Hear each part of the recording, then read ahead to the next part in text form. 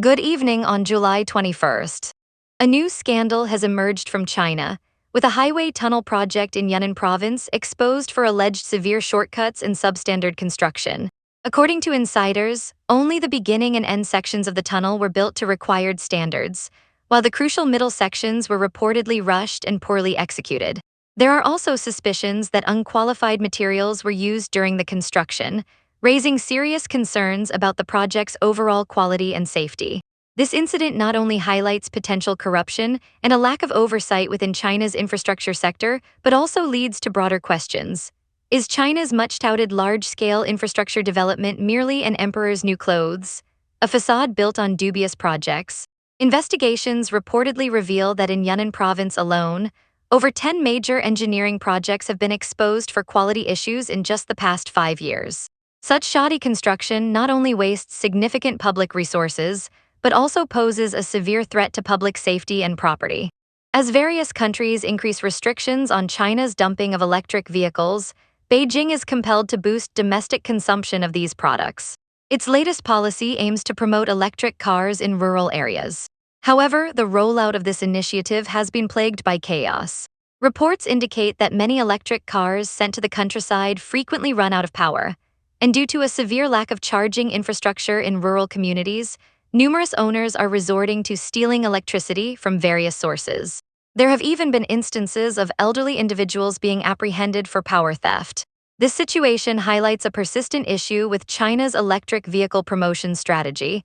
It often disconnects from practical, on-the-ground needs. It also exposes significant infrastructure shortcomings stemming from the development gap between urban and rural areas. Furthermore, against a backdrop of tight electricity supply, a large-scale influx of electric cars into the countryside could further strain the power grid, potentially sparking new social problems. Since June, over half of China has been grappling with an unusual and intense heat wave, with temperatures soaring as high as 107.6 degrees Fahrenheit, causing roads to crack in some areas. The severity of this heat was starkly illustrated last week in Yantai, Shandong province, where 121 middle school students collapsed from heat stroke in a single afternoon. All available local ambulances were dispatched to transport the unconscious students to the hospital. Facing these brutal conditions, students at the school reached their breaking point, collectively chanting demands for the school to install air conditioning. This incident highlights a significant challenge within China's education system, which is currently under immense financial strain, with many regions struggling to even maintain basic teacher staffing levels. It presents a stark paradox. While Chinese workers produce air conditioners sold globally, their own children are forced to attend classes in scorching 100-degree weather. In the face of such extreme conditions, the effectiveness of patriotic education appears to wane considerably. While northern China endures extreme heat, the south continues to battle over 40 days of relentless flooding. Hubei province has been particularly devastated, experiencing catastrophic floods compounded by heavy rainfall and upstream dam releases. Water levels in some areas have surged to over 9 feet, turning streets into rivers of floating cars and destroying numerous homes. The disaster has already claimed multiple lives. Adding to the crisis, many farming regions in Hubei were already facing poor harvests due to a prolonged drought before being hit by these floods, resulting in significant losses for farmers. Although local authorities have deployed emergency rescue efforts, critics say these actions are largely symbolic and insufficient to address the scale of the disaster.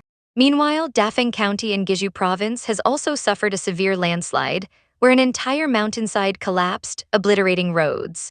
This separate incident has resulted in 8 confirmed deaths and several missing persons. A perplexing construction miracle has been exposed this week by Chinese media. In Guangzhou Baiyun district, 7 high-rise buildings, part of a national key project, were hastily constructed in just 80 days. What's more astonishing is that these newly completed structures were then demolished less than 10 days later. Government officials claimed the projects were illegally built, yet they failed to explain how the projects passed initial approval processes or disclose the source of the project funds.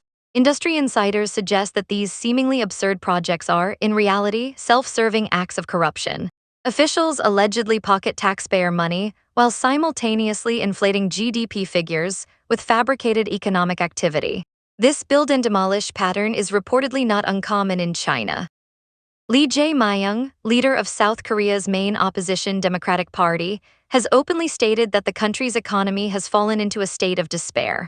This grim assessment comes as South Korean media reports astonishing revelations.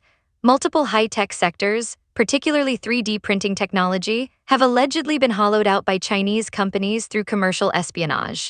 This alleged theft of critical technology is now posing an hollowing out crisis for key South Korean industries.